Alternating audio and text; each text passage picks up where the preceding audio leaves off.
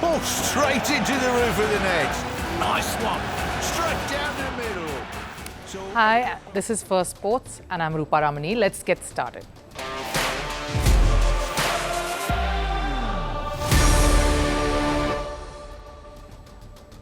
On the show today, Pakistan lose yet another battle. They've been forced to cancel the ICC Champions Trophy's pre-tournament captain's photo shoot.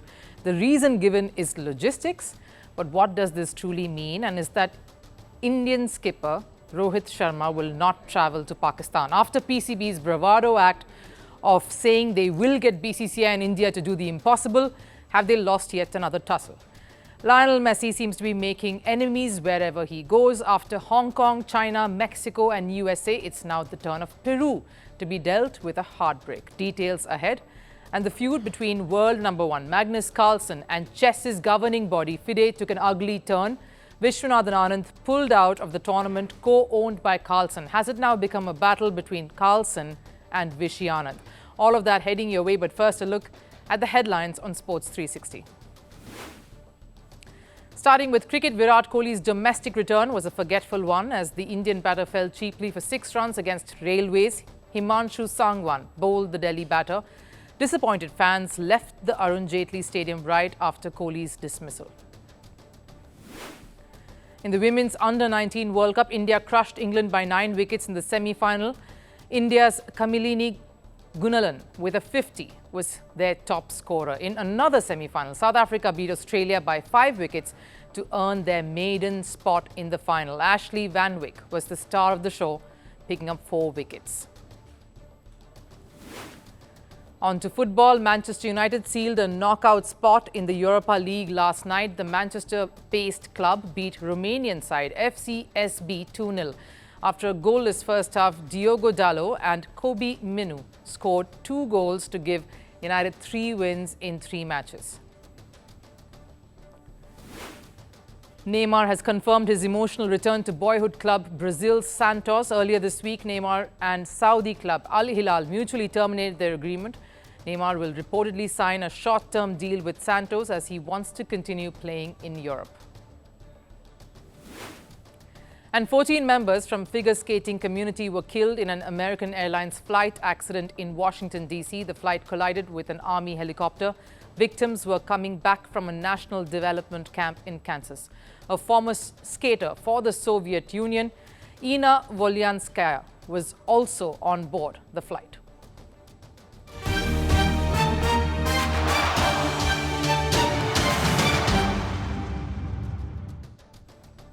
It's going to be a rocky road ahead as Pakistan gets ready to play host of the ICC Champions Trophy. The latest setback to their grand plans has been the cancellation of the pre-tournament captain's photo shoot and press conference, which means Indian captain Rohit Sharma will not travel to Pakistan.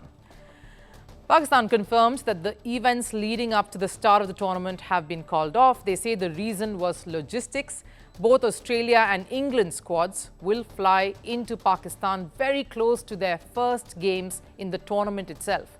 England would have just concluded their series against India.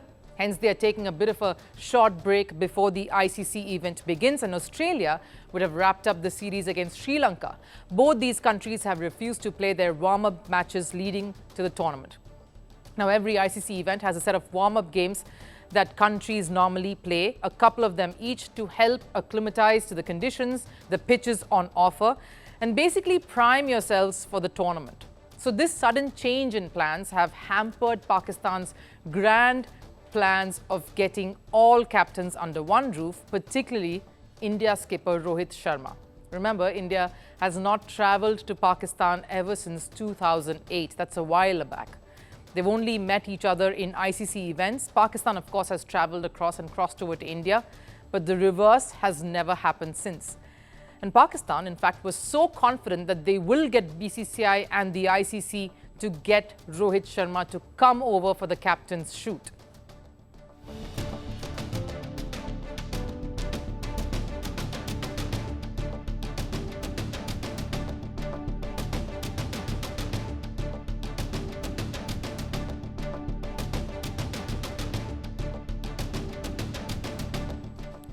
Yes, those are some of the words PCB seems to have said when all of these talks were going on of the events before the tournament. But they did a complete U-turn when this news came out of them cancelling the whole events itself, citing logistical reasons. They said they had never made any official announcement of a pre-tournament event, a photo shoot at all. What was the reason to backtrack then? Could it be that they were informed that India would just not be willing to send Rohit Sharma across? There was no way an Indian contingent or a player would be visiting Pakistan. Because imagine a photo shoot with the captain of a country that has won Champions Trophy in the past not being present. That doesn't bode well. It doesn't do well for the optics. It doesn't look good on the ICC or the governing body. That is doing all it can to get cricket over to Pakistan finally. And it won't be the first time that an ICC tournament has taken off without having a captain's get-together, a shoot or a press conference. It happened last year at the T20 World Cup, hosted by USA and West Indies, but that was absolutely down to logistical improbability. Warm-up matches and schedules were clashing with teams strewn across various cities and countries. That would just not have been workable. Just that the problem had no other solution, hence the U-turn here and the cancellation. Of course, the stadiums not being ready just yet is probably the bigger concern ICC and PCB are dealing with right now. Considering that Pakistan has already missed 2 deadlines, maybe they too realized they had far more important things to come to terms with than bothering about India not sending their captain. If Pakistan needs to save face, it won't be by trying to get India to send their player for a pre-tournament event and go about worrying about that. It will have to be by getting the stadiums ready and in good shape, which means proper conditions and pitches on offer that will provide good competitive cricket, a good contest between bat and ball. That a repeat of the New York episode doesn't play out, where the hurriedly prepared drop-in wicket proved to be a disaster, ended up being difficult for the players to play and have a decent contest on. The Lahore Stadium is set to be ready next week. That's what we're hearing from Pakistan, with the Prime Minister getting ready to inaugurate it. Karachi the week after, and then of course it's Champions Trophy upon us. So really no more days or weeks left thereafter. Pakistan has an ICC tournament to host, and that's what their focus should be on, how to get that on the road as smoothly as they possibly can. Lionel Messi may not have put a foot wrong on the field. His accomplishments are proof of it. A World Cup, 8 Ballon d'Ors, league titles, Champions League trophies, and with Argentina's World Cup winning coach Lionel Scaloni giving fans hope of Messi possibly featuring in the 2026 World Cup. There is much to look forward to for Messi. But the superstar continues to misstep off the field. The footballer seems to have now upset fans in Peru during his trip to the capital city Lima, prompting investigations to be carried out into his absence from a meet and greet session. So how did it get to this? Lionel Messi's Inter Miami traveled to the South American nation to play a friendly game against league champions Universitario. The hype to catch a glimpse of Messi started from the moment he arrived at the airport. Messi, Messi, Messi, Messi.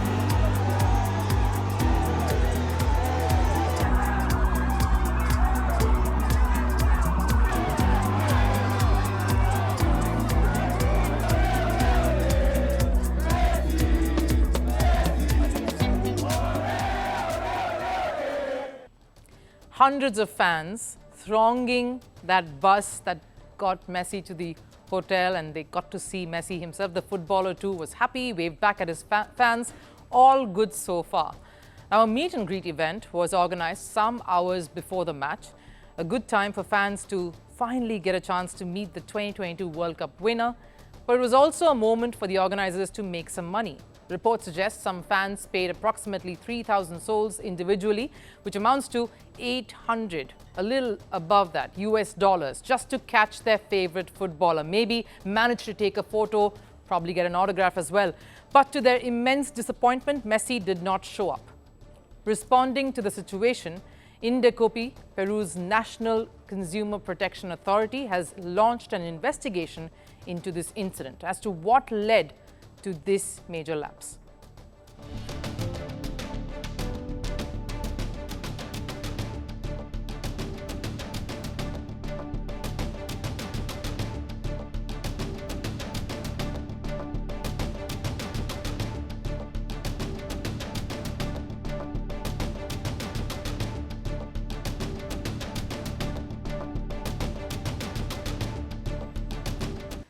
Fans are angry, and understandably so. They paid a lot of money, spent a lot of energy to get there. And don't forget, Peru is still an emerging or mixed economy.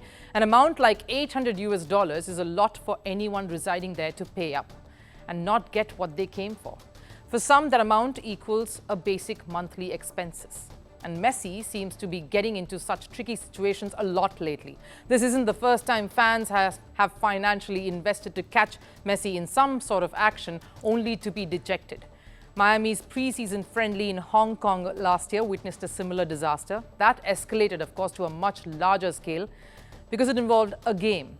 The whole game between Inter Miami and Hong Kong 11 was branded and sold around Messi's presence. But the Argentine didn't play a single minute. There were 40,000 fans that had come and thronged the stadium, each of them paying around 1,000 Hong Kong dollars, which is around 128 US dollars, some even paying more to get to see the legend in action. Spectators at the venue turned rowdy, began to demand refunds, and at the final whistle, booed and jeered co-owner David Beckham, showing the thumbs down in dissent. The issue, of course, was unresolved. It went up to China, even cancelling Argentina's friendly matches that they were set to host some months later. Now, I understand Messi may not have directly been involved in organizing this meet and greet. Maybe he had some reason to miss it. Maybe there was a communication failure. Could have been anything. But fans' sentiments hold the utmost significance in football or any other sport. Because even after this meet and greet failure, a packed stadium came to watch Messi. From the opening whistle to the final second of the game, the stadium chanted Messi's name.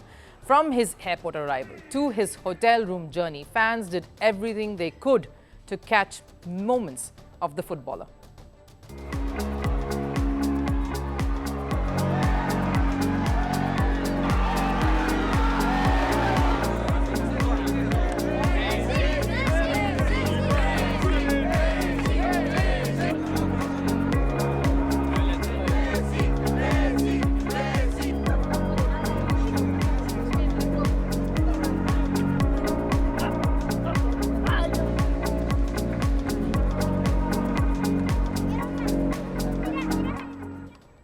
This is the sort of craze an icon like Messi generates, and it goes without saying, the bigger the star, even the smallest of slip-ups leads to massive controversy and bigger the backlash.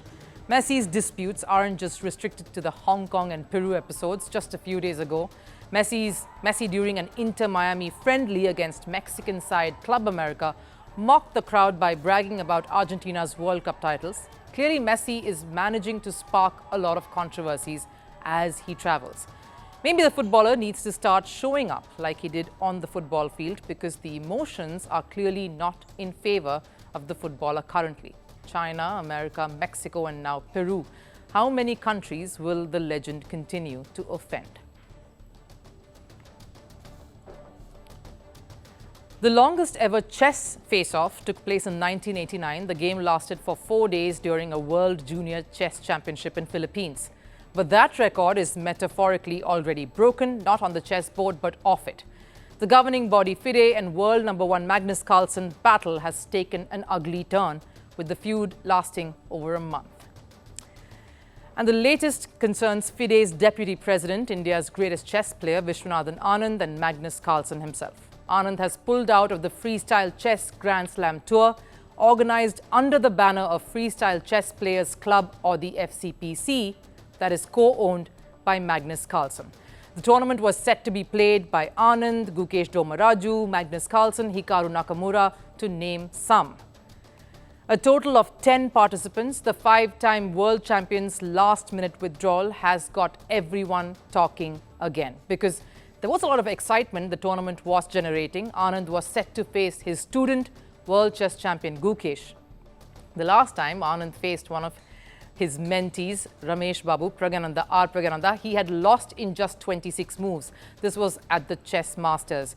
And now fans were eager to see how the new world champion would have fared against the 5-time world champ.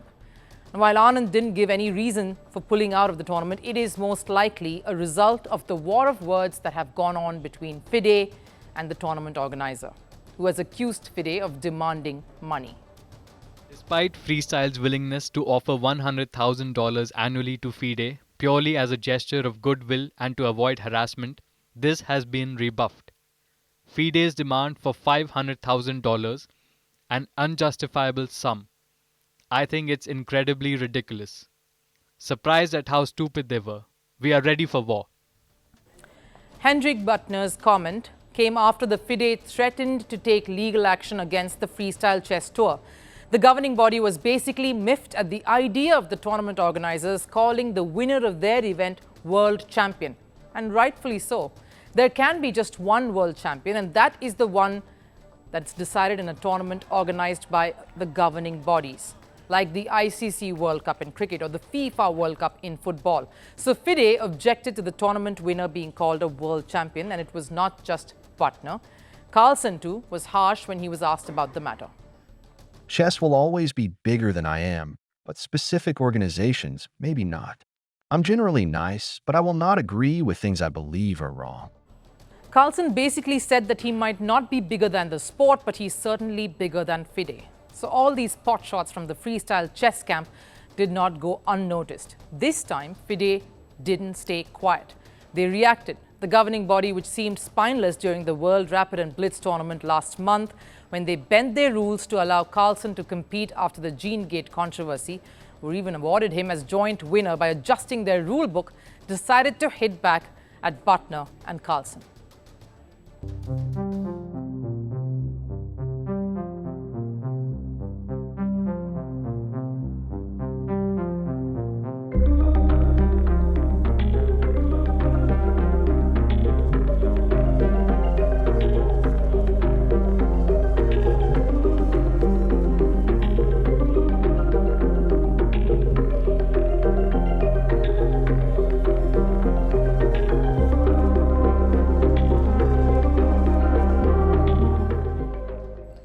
And while the CEO has always been the vocal one, Vishy Anand's withdrawal proves that FIDE is clear this is war, and they will not surrender to Carlsen this time.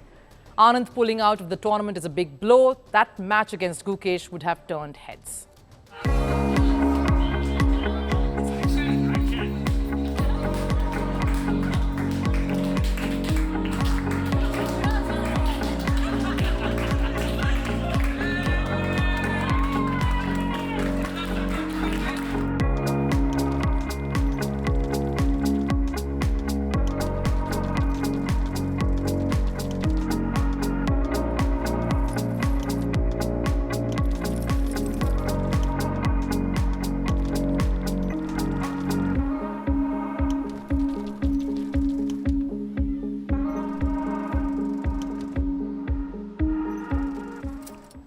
Their chemistry is on point, and the world would have missed a chance of seeing that play out across a chessboard.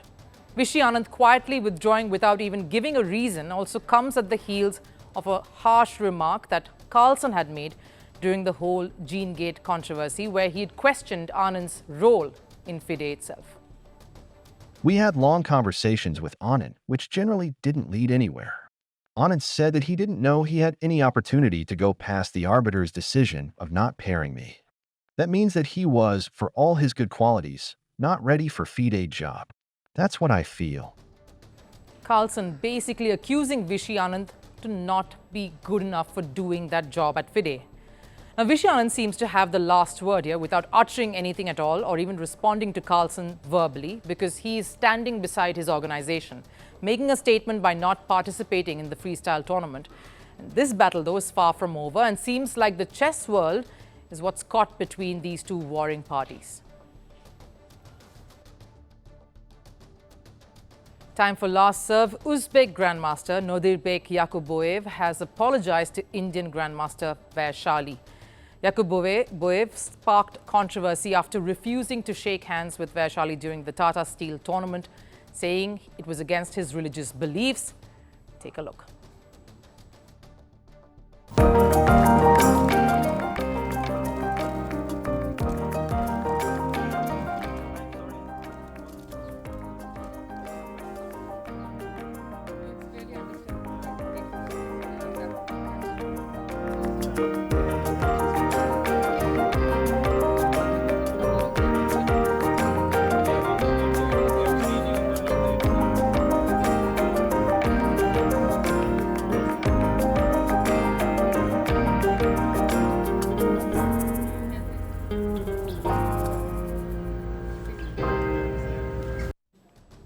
Looks like all's well that ends well. But that wraps it up here on Firstpost. Do take care.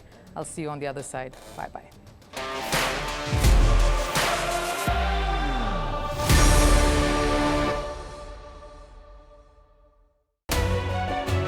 We're calling the show Vantage. We hope you like what we've put together for you. Touted as the minimum defense from that video. India's neighbors were the first to send the special edition of Vantage live from the White House throughout the state. Hindu Mandir in we're on our way to Tel Aviv. Measure, but it's also the perfect way to drive. I don't think that Prime Minister of Bhutan, Sherin Tagwe. Welcome to 60% of the world's office. Prime Minister Modi did the iron. we were actually How are you doing? How do you like? It's been 1 year since that meeting. Iron bars separate you from the outside. Out the vote effort. Trump had, it says, and at $4.3 trillion. 4.3 300 billion by 2030. That's what we need to tackle climate change.